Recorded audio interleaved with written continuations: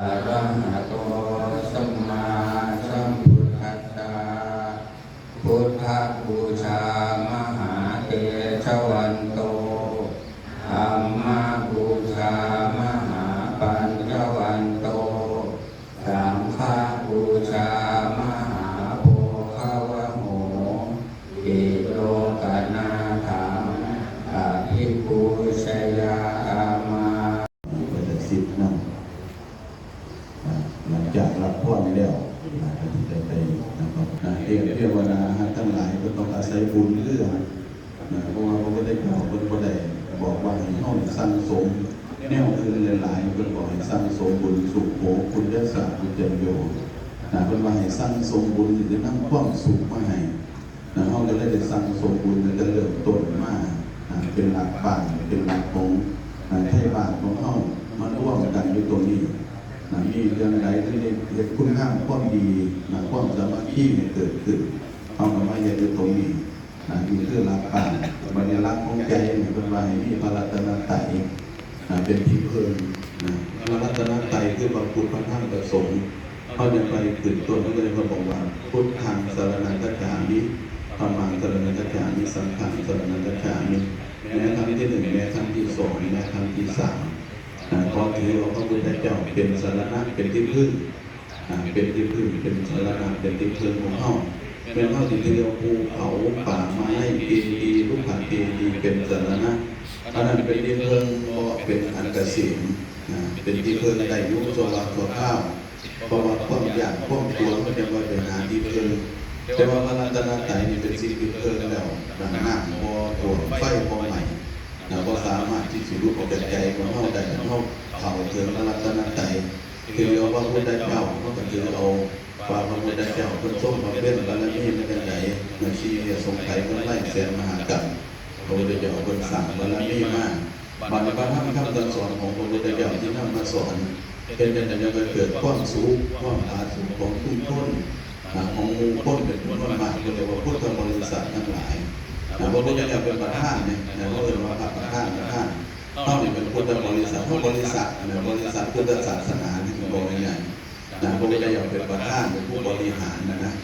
เป็นผู้บริหารเขาเป็นผู้ปฏิบัติตามเป็นปฏิเกิดความจะเลื่อนใดบริษัทใดก็จะเลื่อนใดต้องของเที่ยงเนี่ยหนามีอัดสงภิกษุภิกษุณีวาโสวาติกาที่ร่วมกันครับเพื่อนเนี่ยก็สามารถจะเกิดความจะเลื่อนใดดังนั้นเขาจะว่าหลักคำสอนของพระพุทธเจ้าเข้าไปในใจแม้ยิ่งกระด้างจะมากระทบกระทั่งเขาต้องเอาพระรัตนตรัยเป็นที่พึ่งที่เขาเห็นข่าวต่างๆว่าพระเป็นต่างๆเป็นสิ่งอันนั้นมันบุคคลเคยบอกให้โยมฟังมากันไปถือเอาบุคคลศรัทธาของเขาถึงความสั่นคลอนและวันไหวเนี่ยถ้าโลกจะไปประจานในเวลากับพวกเราไปถือบุคคลเป็นที่สำคัญถือบุคคลมาประคู่นั่นอาจารย์คนนี้อาจารย์มงคลแม่เฮ็ดชัวบันนี้ก็เป็นอาจารย์ปล่อยผู้อื่นไม่ดีบันนี้ก็ว่าถือว่าอย่างผมใจถือเลยแล้วผมเลือกเอาถือพระรัตนตรัยเนี่ยเอาพระรัตนตรัยบุคคลสามารถสั่งค้อนได้สั่งค้อนได้ห้องนั่งปฏิบัติตามที่พระบรมคำสอนของพระเจ้าให้ในห้องนั่งปฏิบัติตามเป็นว่าเป็นผู้ชี้เนี่ยชี้บอกชี้แนวข้างสมองพระเจ้าเป็นผู้ชี้แนวข้างในห้องศึกษาธรรมะและคำสอนของพระเจ้านั่งมันบอกกล่าวให้แนะนำให้นั่งปฏิบัติตามผู้ใดว่าเพื่อนยังไงเกิดประโยชน์เท่านั้นไม่เป็นอาการที่โกสามารถที่ดีบนการการใดจะนั่งไปปฏิบัติยังไงเกิดความสุขนั้นมีปฏิโกยักษ์ได้ไปโตของห้องก่อนเลยนั่นแหละเพื่อนจะได้ว่าจะนั่งไปปฏิบัติตามที่เราจะได้เกิดความสุขเกิดขึ้นจนหลักของใจของห้องก็ต้องพระรัตนตรัยมันเป็นที่เพลินมันไม่โยงดังนั้นห้องเป็นเพลินเนี่ยคือเป็นที่เพลินมันก็สามารถที่จะเป็นสาระอันเสียได้นอกจากพระรัตนตรัยดังนั้นเข้าฟังเรามันต่อพระรัตนตรัยดังนั้นเทศบุญรักบ้านเขาก็ต้องมีพูดก่อนพูดนั่นก็คือบุญบุญเขาไม่เทศมาแต่เกิดต้นแล้วจะเขาเรียกแล้วคือการเป็นข้างการรักษาศีลการภาวนาในยิ่งฟังเทศฟังธรรมตาเห็นรูปเลยยิ่งเสียงการติดดินในโลกต่างๆหลายเกิดเป็นบุญแล้วเขาเรียกว่าพบสมบูรณ์แบบแล้ว เดี๋ยววันนี้เขาจะได้มาตัดป่ามาทำบุญในวาระสุดท้ายก็จะเป็นอุทิศให้แก่เทวดาอาหารรักษาบ้านเมืองของเขาหรือว่าหลวงปู่ที่เขาก็รู้นับถือที่เป็นปกปักรักษาคุ้มครอง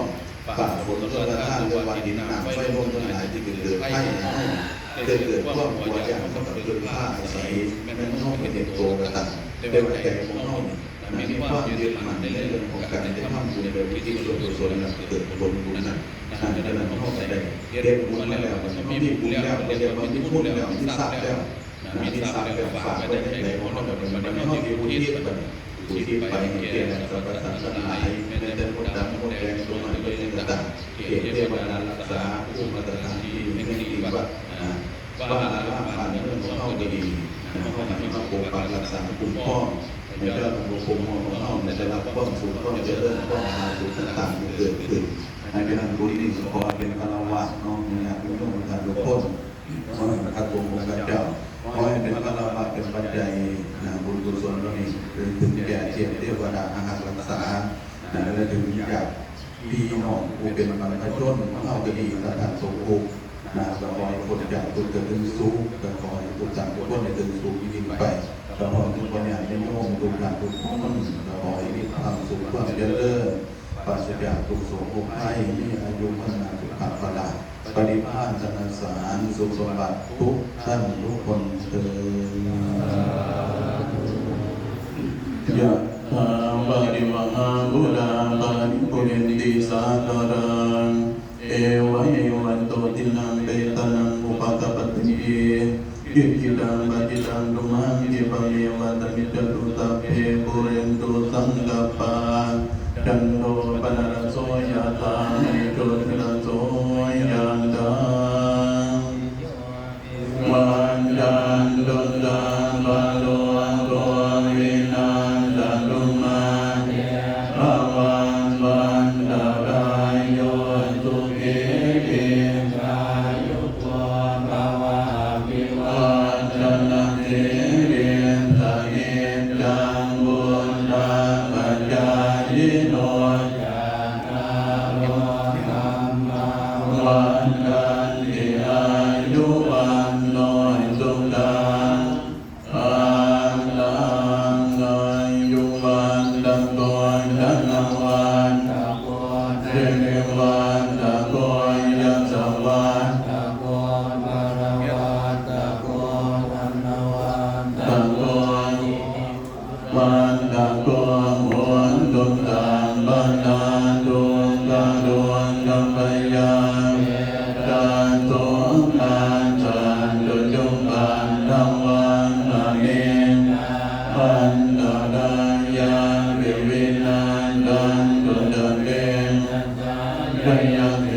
ติตานังกาปังโสนักยังสุขังบาลังสิริอายุตวัน